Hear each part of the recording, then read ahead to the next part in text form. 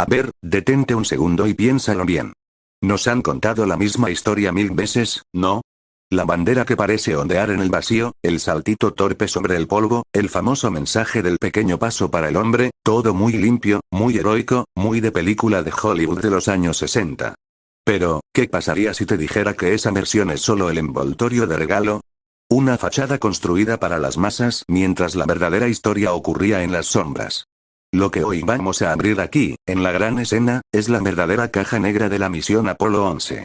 Y créeme, lo que hay dentro no es una victoria para presumir. Es una advertencia que sigue resonando hasta el día de hoy. Porque la verdadera pregunta no es cómo la NASA logró esa proeza con una tecnología que hoy no serviría ni para prender tu microondas.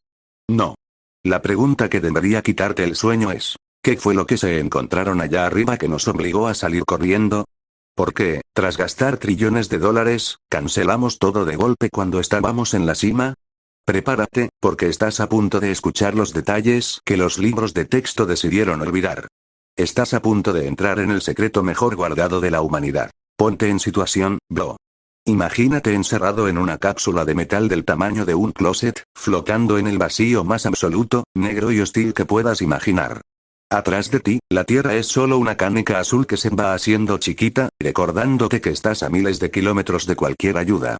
Frente a ti, un mundo muerto, gris, que parece que te está observando con una frialdad que te cala los huesos. Los registros oficiales dicen que fue un viaje perfecto. Pero si te pones a escarbar en las transcripciones que la NASA traspapeló por décadas, el ambiente ahí adentro era de paranoia pura. A mitad de camino, mucho antes de llegar a la Luna, Armstrong, Aldrin y Collins reportaron algo que no estaba en el plan de vuelo. Algo que no debería estar ahí. Hay algo ahí fuera, dijeron. No era basura espacial, no eran restos del cohete, era una luz.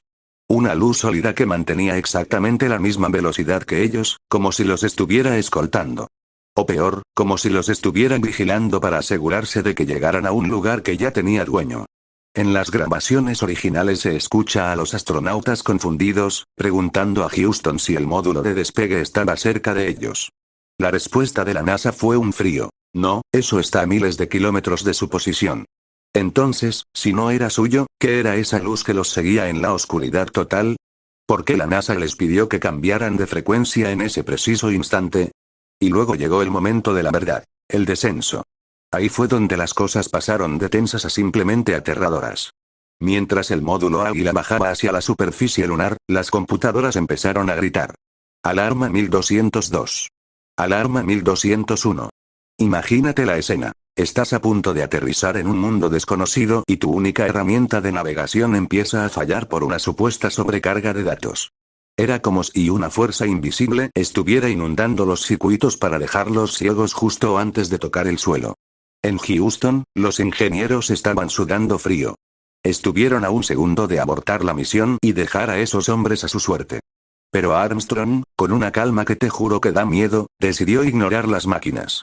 Tomó el control manual y lo que vio por la pequeña escotilla lo dejó helado. El sitio de aterrizaje perfecto que habían estudiado por años, no estaba ahí.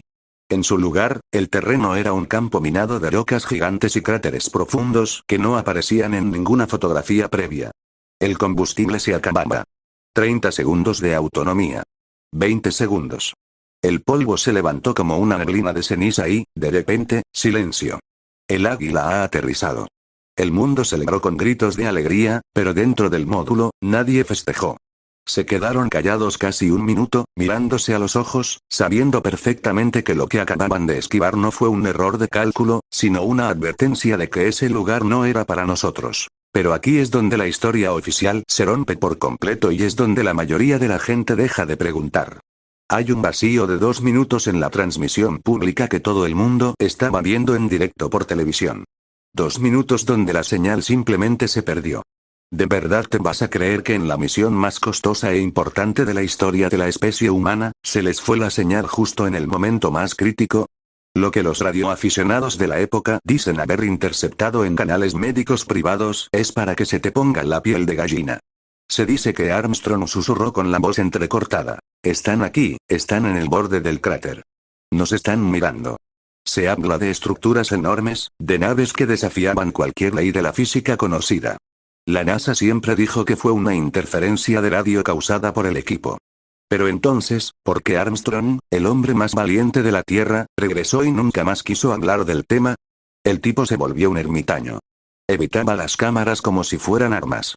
Actuaba como alguien que cargaba con un secreto demasiado pesado para un solo hombre.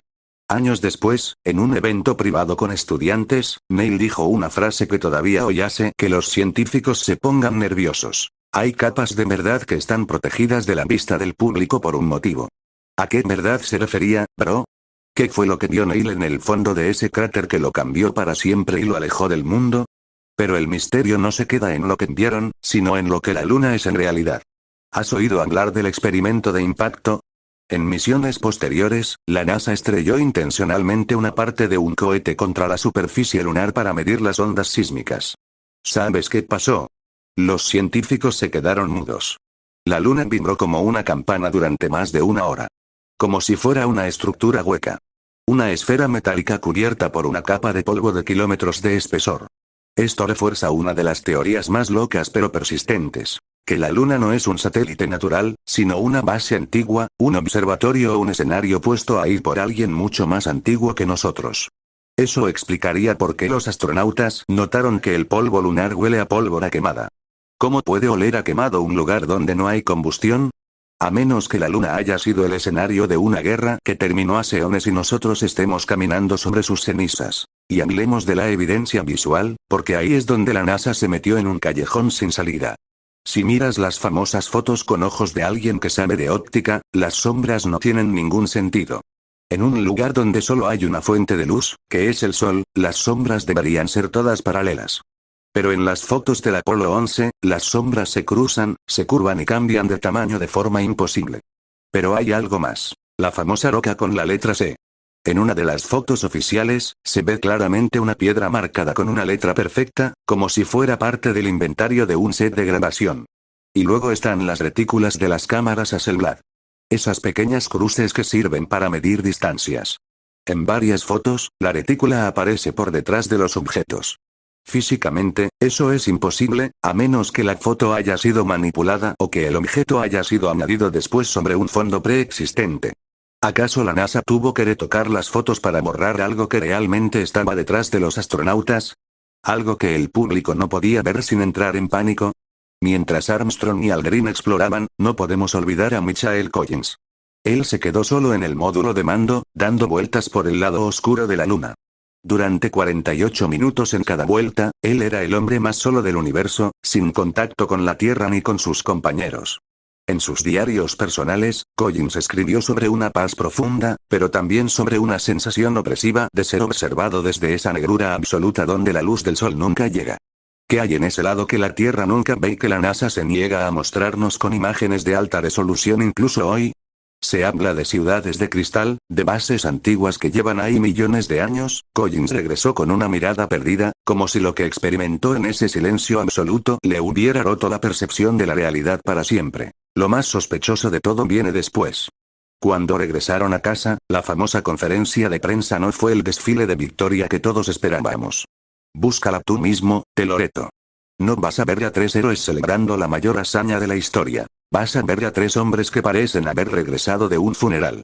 Estaban serios, cabizbajos, midiendo cada sílaba como si tuvieran un sensor de mentiras conectado al alma o alguien apuntándoles desde la oscuridad del estudio. No había alegría en sus ojos. Había una mezcla de asombro traumático y un miedo que los acompañó hasta la tumba. Y poco después de eso, pasó lo que nadie puede explicar con lógica. Dejamos de ir. Pero, ¿realmente dejamos de ir? Hay archivos filtrados que hablan de las misiones Apolo 18, 19 y 20. Misiones secretas financiadas con presupuestos negros que supuestamente regresaron para investigar estructuras anómalas y hasta naves estrelladas en el lado oculto. Se dice que en una de esas misiones recuperaron el cuerpo de una entidad biológica, algo que hoy llaman la Mona Lisa de la Luna. ¿Es esto real o es la capa final de desinformación para ocultar que, simplemente, nos prohibieron el paso? En 1972 se cerró el programa Apolo de forma abrupta. Tiraron los planos de los cohetes Saturno B, dijeron que habían perdido las grabaciones originales de alta calidad del aterrizaje. Sí, escuchaste bien, la NASA perdió los vídeos originales del evento más grande de la historia, y nunca más volvimos a poner un pie allí. ¿Por qué abandonar el mayor logro de nuestra historia de la noche a la mañana cuando la tecnología solo estaba mejorando? No fue por el dinero, bro. Fue porque nos dieron un ultimátum.